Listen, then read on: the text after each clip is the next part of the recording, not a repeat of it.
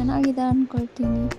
So ನಾವಿವಾಗ ಹೋಗ್ತಾ ಇರೋದು ಗೋವಾಗೆ. ಸೊ ನಾವೆಲ್ಲ ಫೈನಲ್ ಇಯರ್ ಇಂಜಿನಿಯರಿಂಗ್ ಓದ್ತಾ ಇರೋದ್ರಿಂದ ಅಸೈನ್ಮೆಂಟು ಪ್ಲೇಸ್ಮೆಂಟು ಅದು ಇದು ಅಂತ ತಲೆ ಕೆಟ್ಟೋಗಿತ್ತು. ಸೊ ಒಂದು ಸ್ವಲ್ಪ ಬ್ರೇಕ್ ತೊಗೊಳ್ಳೋಣ ಅಂತ ಹೇಳಿ ನಾವು ಪ್ಲ್ಯಾನ್ ಮಾಡಿದ್ದು ಸೌತ್ ಗೋವಾಗೆ. ಸೊ ಇವಾಗ ಇಂಟ್ರೊಡ್ಯೂಸ್ ಮಾಡ್ತೀನಿ ನಮ್ಮ ಗರ್ಲ್ಸ್ನ. ಸೊ ಇದು ನಾನು ದೀಪಾ ಅಂತ. ಆಮೇಲೆ ನಾವು ಸೌತ್ ಗೋವಾಕ್ಕೆ ಏನಕ್ಕೆ ಟ್ರಿಪ್ ಮಾಡಿದ್ವಿ ಅಂದರೆ ಚೆನ್ನಾಗಿರುತ್ತೆ, ಅಂದರೆ ಹೋಗೋಣ ಎಂಜಾಯ್ ಮಾಡೋಣ. ಗೋವಾಗ ಇಲ್ಲೆಲ್ಲ ಹೋಗೋಕ್ಕಾದ್ರೆ ಅಷ್ಟು ಗೋವಾಗಾದರೂ ಹೋಗೋಣ. ಸೊ ಆ ಥರ ಹೋಗಿದ್ವಿ.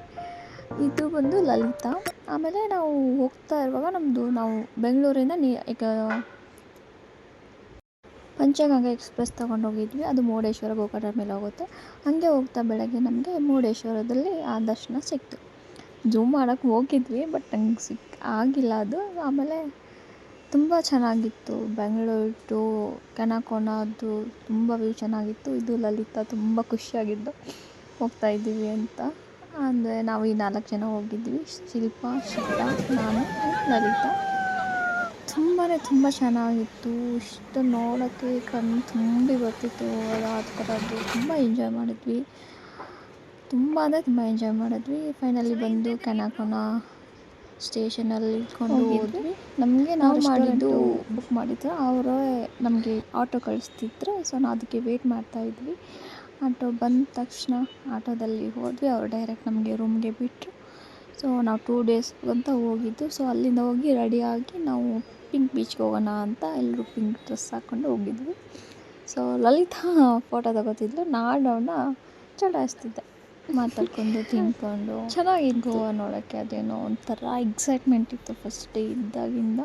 ತುಂಬ ಚೆನ್ನಾಗಿತ್ತು. ಅಲ್ಲಿಂದ ನಾವು ಹೋಗಿದ್ದು ಅಂದರೆ ಬಟರ್ಫ್ಲೈ ಬೀಚ್ಗೆ ಅವರು ಒಂದು ವೆಹಿಕಲಲ್ಲಿ ಕರ್ಕೊಂಡು ಹೋಗ್ತಾರೆ. ಪರ್ ಹೆಡ್ 150 ಚಾರ್ಜ್ ಮಾಡ್ತಾರೆ. ಅಲ್ಲಿಂದ ನಡ್ಕೊಂಡು ಹೋಗಿದ್ವಿ. ವ್ಯೂ ಅಂತೂ ಇಷ್ಟು ಚೆನ್ನಾಗಿತ್ತು ಅಂದರೆ ಸ್ವಲ್ಪ ಟ್ರೆಕ್ಕಿಂಗ್ ಮಾಡಬೇಕು. 5 to 10 ಮಿನಿಟ್ಸ್ ಒಂದು ಸ್ವಲ್ಪ ಟ್ರೆಕ್ಕಿಂಗ್ ಮಾಡಿದ್ರೆ ಮುಂದೆ ವ್ಯೂ ತುಂಬ ಚೆನ್ನಾಗಿ ಬರೋದು. ಡ್ರೈವರ್ ಅಂಕಲ್ ನಾವು ಕಾರ್ ರೆಂಟ್ ಮಾಡಿದ್ವಿ 1 ಡೇಗೆ 2000 ರೂಪೀಸ್ ಕೊಟ್ಟು, ಯಾಕೆಂದರೆ ನಮಗೆ ಬೈಕ್ ಸಿಕ್ಕಿಲ್ಲ ಅಂತ. ಆಮೇಲೆ ಬಂದು ನೋಡಿದ್ರೆ ಬೀಚ್ ವ್ಯೂ ಈ ಥರ ಇತ್ತು. ತಂಗಂತೂ ತುಂಬ ಖುಷಿಯಾಯಿತು. ಓಡೋಗ್ಬಿಟ್ಟು ನೀರಲ್ಲಿ ಇಳ್ಕೊಂಡ್ಬಿಟ್ಟೆ. ಇಟ್ ವಾಸ್ ಲೈಕ್ ವಾವ್, ಆ ಥರ ಇತ್ತು. ತುಂಬ ಎಂಜಾಯ್ ಮಾಡಿದ್ವಿ. ತುಂಬ ಚೆನ್ನಾಗಿತ್ತು. ಬಟರ್ಫ್ಲೈ ಬೀಚಲ್ಲಿ ಅಷ್ಟೊಂದು ಜನ ಇರಲಿಲ್ಲ, ಕಮ್ಮಿ ಜನ ಇದ್ದರು. ಬಟ್ ನೋಡೋಕ್ಕಂತೂ ಸಖತ್ತಾಗಿದೆ. ಯಾರಾದರೂ ಆಗ್ಬೋದು, ಬೇಜಾರಾಗಲ್ಲ. ತುಂಬ ಜನ ಕಮ್ಮಿ ಇದ್ದು, ಜಾಸ್ತಿ ಜನ ಇರಲಿಲ್ಲ. ನಾವೆಲ್ಲ ಹೋಗಿದ್ದು ಜಾನಲ್ಲಿ. ಸೊ ನಾನು ಇವಾಗ ವ್ಲಾಗ್ ಅಪ್ಲೋಡ್ ಮಾಡ್ತಾಯಿದ್ದೀನಿ. ಸೊ ಚೆನ್ನಾಗಿತ್ತು, ತುಂಬ ಚೆನ್ನಾಗಿತ್ತು. And this is Lalita. And ಎಲ್ಲರೂ ಫೋಸ್ ಕೊಟ್ಟು ವೀಡಿಯೋ ತೊಗೊಂಡ್ವಿ, ಫೋಟೋಸ್ ತೊಗೊಂಡ್ವಿ. ತುಂಬ ಚೆನ್ನಾಗಿದೆ. ಸ್ಪೆಂಡ್ ಮಾಡಿದೆ 1 hour. ಅಲ್ಲಿಂದ ಮತ್ತೆ ತಿರ್ಗಾ ಬಂದ್ವಿ. ಹೋಗುವಾಗ ಏನೂ ಮಾಡಿಲ್ಲ, ಸೊ ವೀಡಿಯೋ ಮಾಡೋಣ ಅಂತ ಬರ್ತಾ ತುಂಬ ಎಕ್ಸೈಟ್ಮೆಂಟಲ್ಲಿ ತುಂಬ ಇದು ಮಾಡಿದ್ವಿ. ಪಾಪ ನಮ್ಮ ಶಿಲ್ಪ ಅಂತೂ ನನಗೆ ಕಾಣಿಸ್ತಿಲ್ಲ, ನಾನು ಸ್ಪೆಕ್ಟಾಕ್ಯುಲರ್ ನಾನು ಹಾಕ್ತೀನಿ ಅಂತ ಹೇಳ್ಬಿಟ್ಟು ಹಾಕಿ ಫುಲ್ಲು ಚೀರಾಡಿದ್ದು. ತುಂಬ ಎಂಜಾಯ್ ಮಾಡಿ, ತುಂಬ ಚೆನ್ನಾಗಿತ್ತು. ಸೊ ಪಿಂಕ್ ಬೀಚಿಗೆ ಹೋಗ್ತೀವಂತ ಎಲ್ಲರೂ ಪಿಂಕ್ ಡ್ರೆಸ್ಸೇ ಹಾಕ್ಕೊಂಡಿದ್ವಿ. ಫಸ್ಟ್ ಬಟರ್ಫ್ಲೈಸ್ ಹೋದ್ವಿ, ಅಲ್ಲಿಂದ ನಾವು ಹೋಗಿದ್ದು ಪಿಂಕ್ ಬೀಚ್ಗೆ. ಶಿಲ್ಪ ಅಂತೂ ನೆಕ್ಸ್ಟ್ ಲೆವೆಲ್ ಎಂಜಾಯ್ಮೆಂಟ್ ಮಾಡ್ತಿದ್ಲು.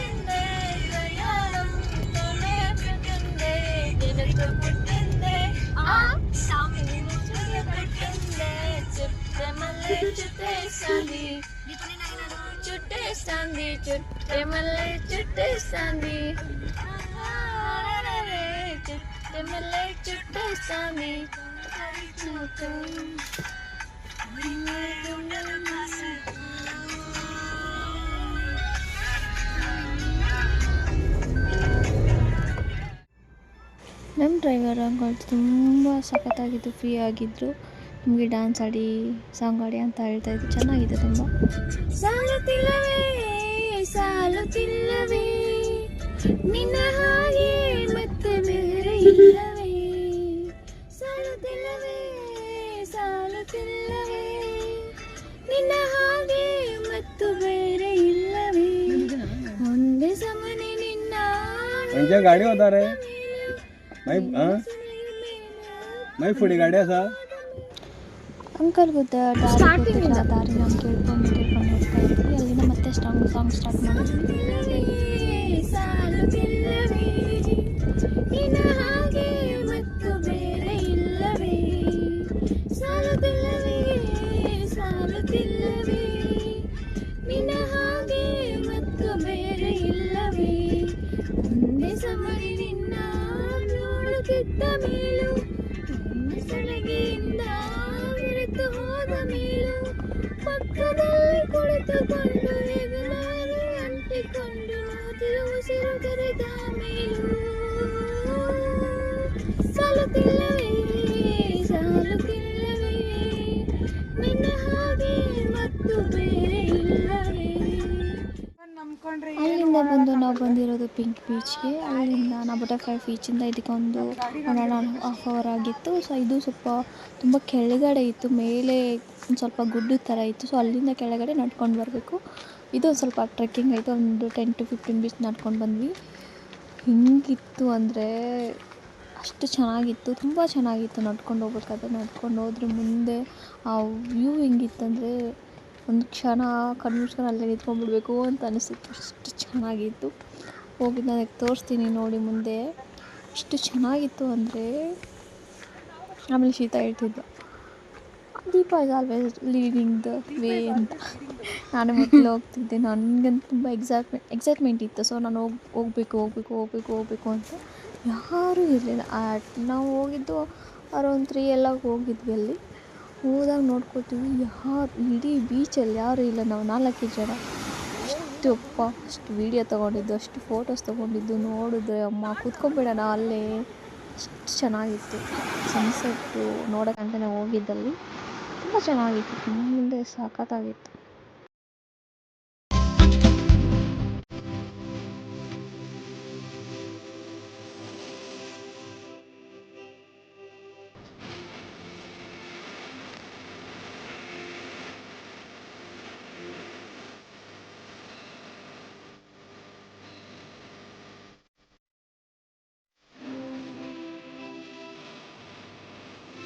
ಸ್ವಲ್ಪ ಫೋಟೋಸು ಸ್ವಲ್ಪ ವೀಡಿಯೋಸು ತಗೊಂಡು ನಾನು ಮಾಡಿದ್ದು ಲಲಿತನ ವೀಡಿಯೋನ ಅವಳು ನನಗೊಂದು ವೀಡಿಯೋ ಮಾಡಿಕೊಡು. ಸೊ ಓಕೆ ನಾನು ಮಾಡ್ತೀನಿ ಸರ್ ಅಂತ ವೀಡಿಯೋ ಮಾಡೋಕ್ಕೆ ನಿಂತೆ. ಸೊ ನನಗೆ ಈ ಥರನೇ ಬೇಕು ಅಂತ ಹೇಳ್ತಿದ್ದು. ಸರಿ ಅಂತ ಹೇಳಿ ರೋಡ್ ಬರ್ತಾಯಿದ್ಲು, ಅದು ಫೋಟೋ ನಾನು ವೀಡಿಯೋ ಮಾಡಿದೆ. ಅಲ್ಲಿಂದ ಬಂದು ಸನ್ಸೆಟ್ ಅಂತೂ ತುಂಬ ಚೆನ್ನಾಗಿತ್ತು ನೋಡೋಕ್ಕಂದರೆ. ನಾನು ಅಲ್ಲಿ ನೋಡ್ತಾ ಇದ್ದರೆ ಸುಮ್ಮನೆ ಅಲ್ಲೇ ಕೂತ್ಕೊಂಡ್ಬಿಡ್ಬೇಕು, ಬರಲೇಬಾರ್ದು ಅನ್ನೋತಿದ್ದೆ. ಆಮೇಲೆ ಇದ್ದಿದ್ದು ನನಗೊಂದು ವೀಡಿಯೋ ಮಾಡಿಕೊಡು, ನನಗೊಂಥರ ಹುಡುಗಿರು ಗೊತ್ತಲ್ವ ಫೋಟೋಸು ವೀಡಿಯೋಸು ಅಂತ. ನನಗೊಂದು ಫೀಲಿಂಗ್ ಸಾಂಗ್ಸ್ ಹಾಕಬೇಕು, ಒಂದ್ಸಲ ಒಂದು ನಿಲ್ಕೊಳ್ತೀನಿ, ಒಂದು ವೀಡಿಯೋ ಮಾಡಿಕೊಡು ಅಂತ. ಆಮೇಲೆ ಸನ್ಸೆಟ್ಟು, ಓಷನ್ನು ತುಂಬ ಕಾಂಬಿನೇಷನ್ ಇಷ್ಟು ಚೆನ್ನಾಗಿತ್ತು ಅಂದರೆ ನಾವು ಅನ್ನಿಸ್ತಿತ್ತು. ಸಖತ್ತಾಗಿತ್ತು.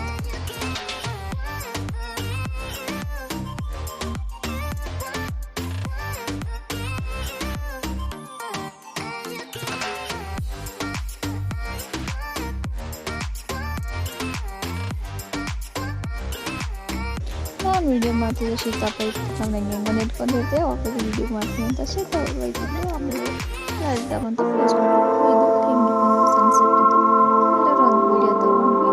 ಅಲ್ಲಿಂದ ತೊಗೊಂಡು ನಾವು ಫೋನ್ ಸ್ವಲ್ಪ ಸೈಡ್ ಇಟ್ಟು ಏನಾದರೂ ಮಾಡೋಣ, ಏನಾದರೂ ಮಾತಾಡೋಣ ಅನ್ಸುತ್ತೆ. ಸೈಡಲ್ಲಿ ಫೋನ್ ಇಟ್ಟು ಸ್ವಲ್ಪ ಮಾತಾಡೋದು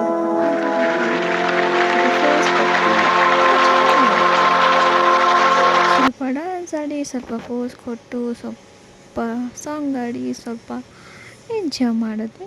ಎಂಜಾಯ್ ಮಾಡಿದ ತಕ್ಷಣ ನಾವು ರೆಸ್ಟೋರೆಂಟ್ಗೆ ವಾಪಸ್ ಬಂದು ಡ್ರೆಸ್ ಚೇಂಜ್ ಮಾಡಿಕೊಂಡು ನೈಟು ಡಿನ್ನರ್ ನಮ್ಮ ರೆಸ್ಟೋರೆಂಟಲ್ಲಿ ಮಾಡಿದ್ವಿ.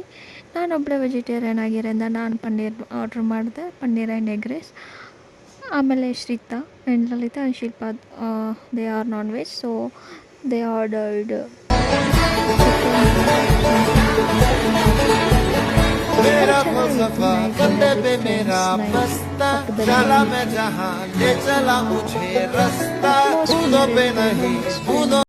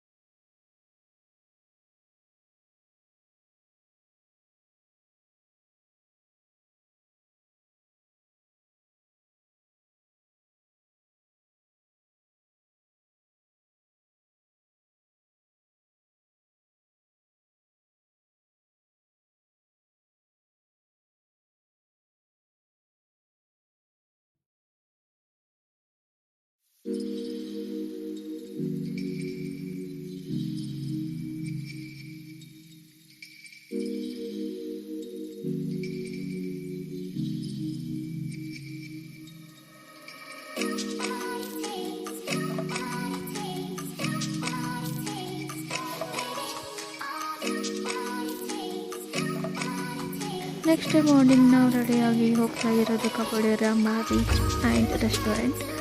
ಅಲ್ಲಿದೆ ಸೌತ್ ಗೋವಾದಲ್ಲಿ ತುಂಬ ಎಕ್ಸ್ಪೆನ್ಸಿವ್ ಇರೋ ರೆಸ್ಟೋರೆಂಟ್ಸ್ ಇದೆ, ತುಂಬ ಚೆನ್ನಾಗಿದೆ. ಅಲ್ಲಿಂದ ವ್ಯೂ ಮಾತ್ರ ಸಾಕಾಗಿದೆ.